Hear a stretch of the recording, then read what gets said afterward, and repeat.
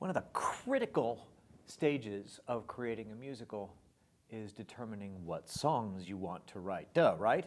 But you can do that too soon in the process. If you do it before, if you start determining, well, I'm going to write a song here, I'm going to write a duet there, before you've worked out the beats of the action or what happens in this particular scene, or does the character change from here to there over 3 scenes or 5 scenes or just in this song? If you do that too soon, you wind up with songs which by the time the book has caught up with the creative process, the songs don't quite match, or they're not hanging in the right moments, or you've got this big dramatic moment that's now book and not song, or vice versa.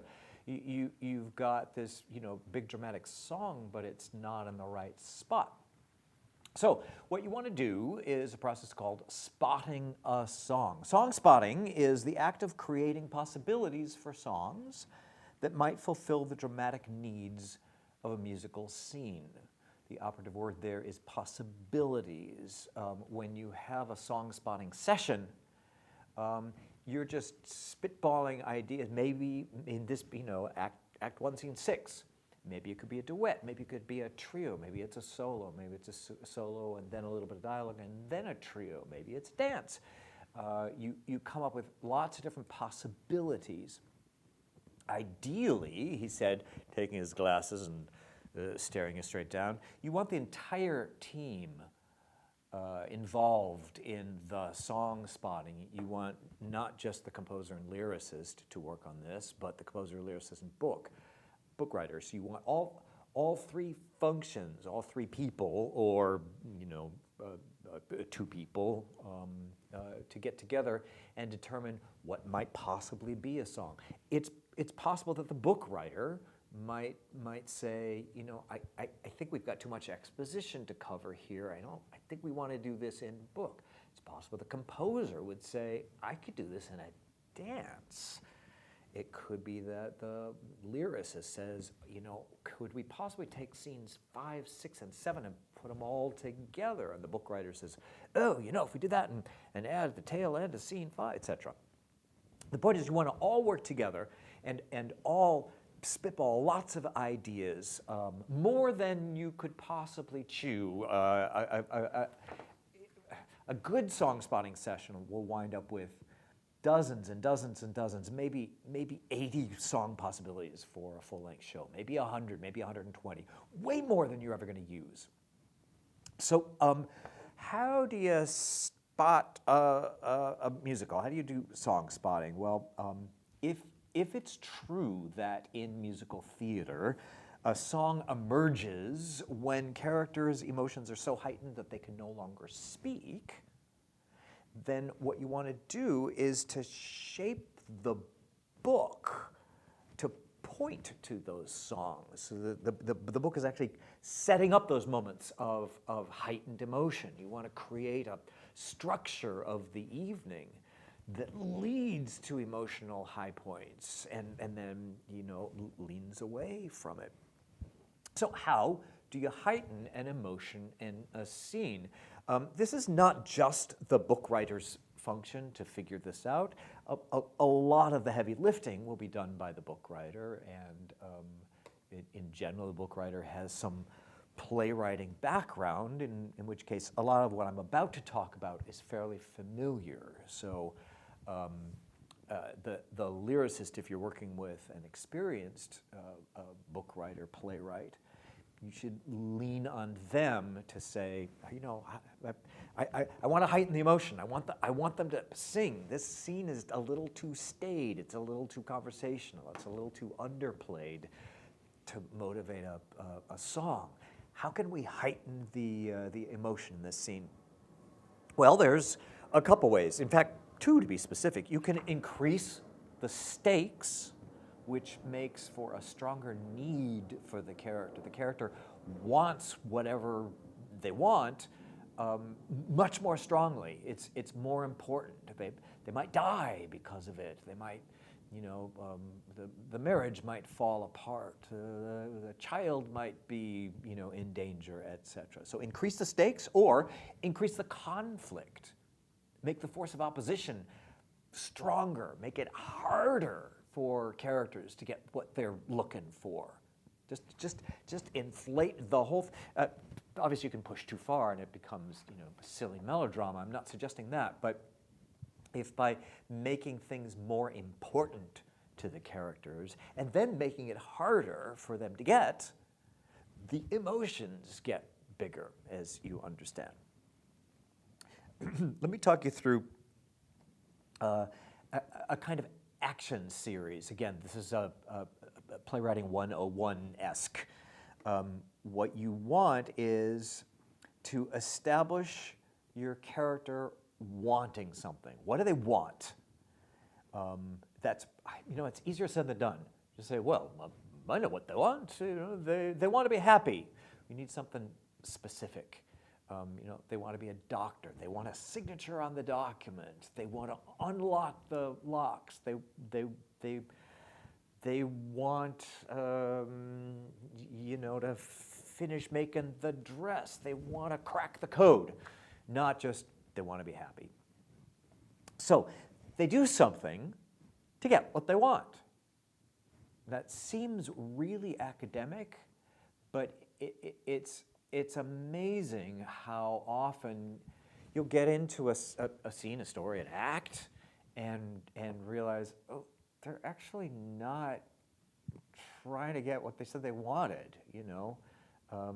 She wanted to break into the zoo, but she's in the office and she's ordering groceries. We're way, way away from the zoo. Let's get back to the zoo. He wanted to pick the lock. Why? And why? Because to get on to the secrets on the other side of whatever is in the lock. So they want something. What do they do to get what they want? And then one of two things happens. Either they get what they want, in which case, more often than not, they want something else. They want something more. They want the next step of what they're aiming for. Or they don't get what they want, in which case they try something else. I'm going to review that because it's very simple language, but these are really powerful beats for you to learn, all of which help you increase the emotion in a scene. So they want something, got to establish that. Then they do something to get what they want. Then either they get what they want, in which case they want something else, or the show's over, or they don't get what they want, in which case they do something else. Then you want to ask yourself, not only what does he want, but why? And again, it's very easy to fool yourself into thinking you know the answer. Why does he want to pick the lock? Well, he wants to get the jewelry. Well, yeah, true, but what's important about that jewelry? Why is that jewelry important? What's the jewelry going to do to save the child, or save the marriage, or save the world? So don't just say, no, I know why. Especially, what does he want? He wants the jewels. Why? To be happy. And then number 3, who opposes them, right? And why? You have to motivate the person in opposition as well. What would cause, let's say, this person who's picking the lock? Who does not want this lock picked? You want to create a force of opposition. And why? What's at stake if that box does not get opened? Wonder what is in that box. You can increase the force of opposition. A force of opposition, generally you can think of it in 3 different places. Either man against his world, like something that's not about people. It's about the weather or the machine or buttons or something mechanical. Buttons. Why did I say buttons? That was from I guess a little night music when Henrik is trying to button his trousers. It's man versus the world there. It's versus the physical universe, or versus society, versus personal conflict versus another person or a group of people. Or man versus himself, its inner conflict. Ideally, you can find opposition in all three of those places: the external world, other people, and the character themselves. All right? I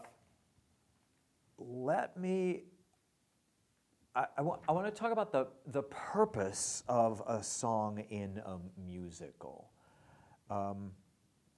There's a bunch of reasons why you might have a song or a bunch of functions a song might have, but they would include revealing a truth. By the end of the song, either the audience knows something that they didn't know before, or the character knows something that they didn't know before. Two, you can keep the story going through the song to the very last bar. Drive the plot through the song. Really important in musical theater. Talk later in other spots about a song in which the story is not being carried forward, but that's the ideal goal, is keep the plot going, keep the action going. Number three, point the story forward. Not only does something happen during the song, but it also implies what's going to happen next. It's a big, gigantic arrow that makes the audience say, "Ooh, can't wait to see, whether they get what they want. Did that plan work? Set something in motion. Now what?"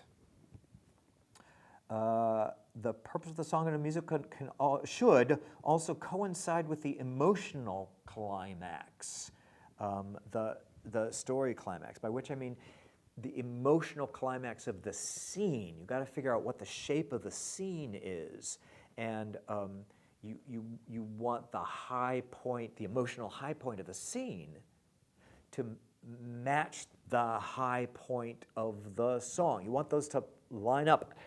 In fact, ultimately, if you shaped the lyric right and the music right, not only does the song match that moment, the phrase and the final A section or the high note, the money note matches. You're all leading to that, leading to the highest emotional point is the highest musical point, so the musical high point. And so you want the song to match the emotional climax as well as the story climaxing and the musical climax of the scene, which means more often than not that when the song is over, the scene is over and you move on.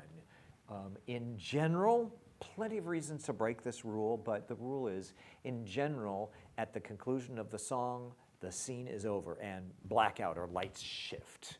You don't want the song to finish, and then everybody applauds, and then there's the last little bit of, okay, so I'll just pick up my tools, and okay, yeah, it's good seeing you. Bye, Ed. Okay, goodbye, and it just fades away. You really want. Okay, I'm doing the tools and Ed. Goodbye, Ed. That's why I'm taking my tool and I'm going home. Blackout. Poor Ed doesn't get the last word. I don't know what tool is that he has and why it's so important to be on such a high note, but those stakes are really important. That leads me to say that something must change during a song. I have the word "must" in there. In my rule book, that's an always. People will say to me, "Wait a minute, something always changes?" I say, yes. Invariably, infallibly, you want something to change. You want the character to be different at the end of the song from where they were at the beginning.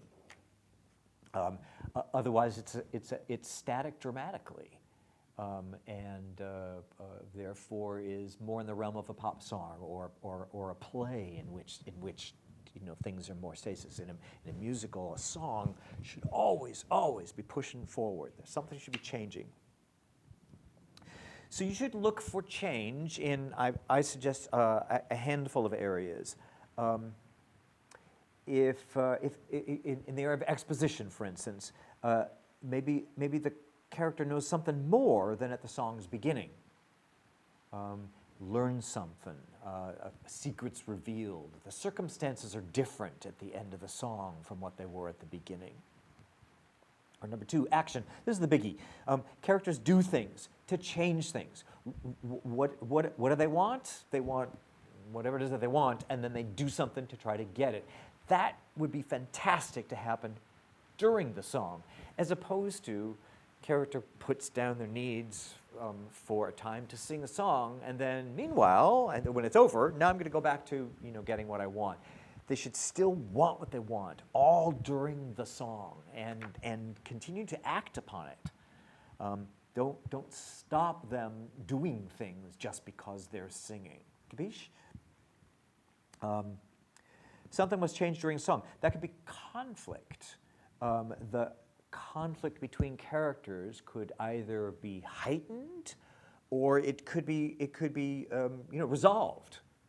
That over the course of a song, the characters are even more at war, even more in battle, even more at each other. Or it could be during the course of the song, they finally resolve it and let it go, or at least take a step towards that. The beginning of the song, they were riled up, and at the end it's like, all right, grudgingly, I'll try. Or, silly me, no, it's all over, I forgive you. However far the journey is, the book will dictate. But you want to explore a change in the dynamic of the conflict.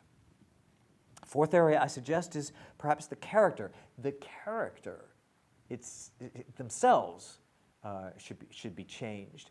More determined, less determined, given up, reinvigorated, made a decision, finally putting something, behind them. I'm gonna do it, or I never thought of that before. With that new knowledge, It's possible to do all 4 of those things: exposition, action, conflict, and character. But I would settle for just one of them. I would not settle for none of them.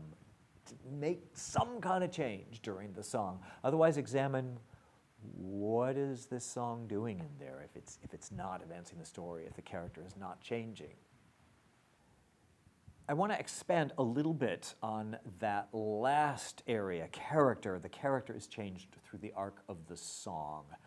I want to talk about 5 different ways in which the character can change. Right now I'm going to give you an overview of each of these areas, but in a separate video I'll expand them through some exercises and examples and illustrate them a little bit for you. But they are as follows: that the character joins forces and gets converted to a different point of view. Someone during the song gets converted. Maybe it's like in a classic duet. One person has a particular point of view, and over the course of the duet convinces the other person of that point of view. Or maybe the character themselves comes to a different point of view. So, but during that, it's okay. Now I'm not alone. Now I've got some support. Joining forces.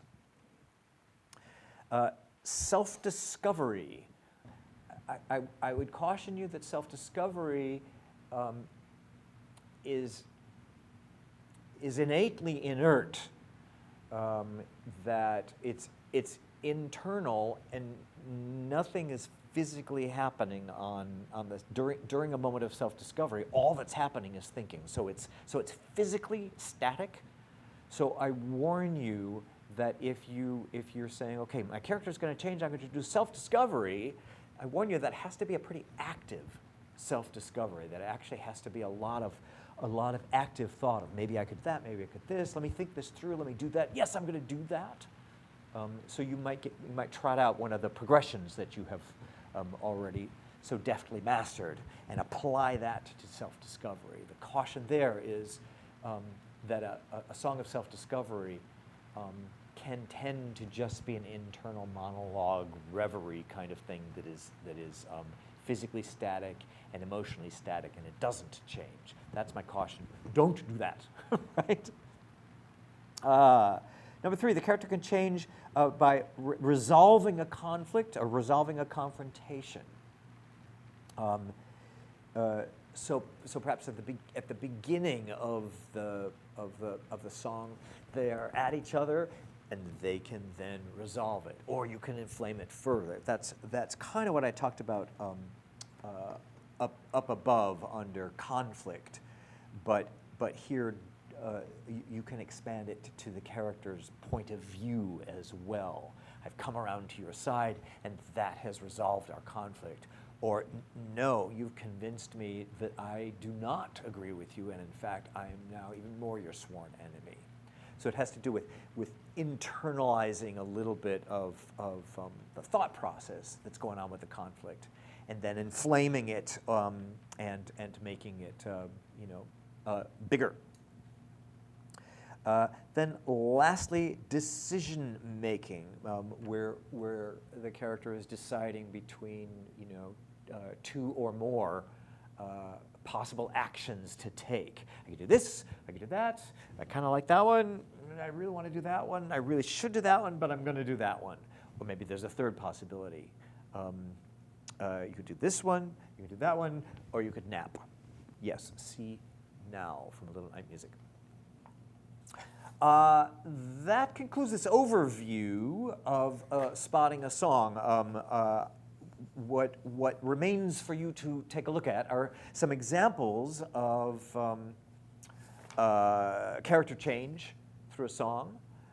If my explanation just now was sufficient for you, no need to go through the examples and the exercises, although we'd have fun. We would. But then you'll also want to take a look at the checklist, which will help aid you in spotting a song. And then I would also urge you to spend a little bit more time with me, and I'll song spot a scene, and you can see it in action. You'll see me cook up. There's idea 1. Oh, what else? Idea 2. What else? Idea 3. Idea 4, 5, 6, and you'll get the notion of where else can you go besides the obvious choice. If it's a monologue, the obvious choice is, well, then it's a solo song. But what else could you do? So I urge you to look at least both of those, if not the exercises. Thanks. See you in one of those videos.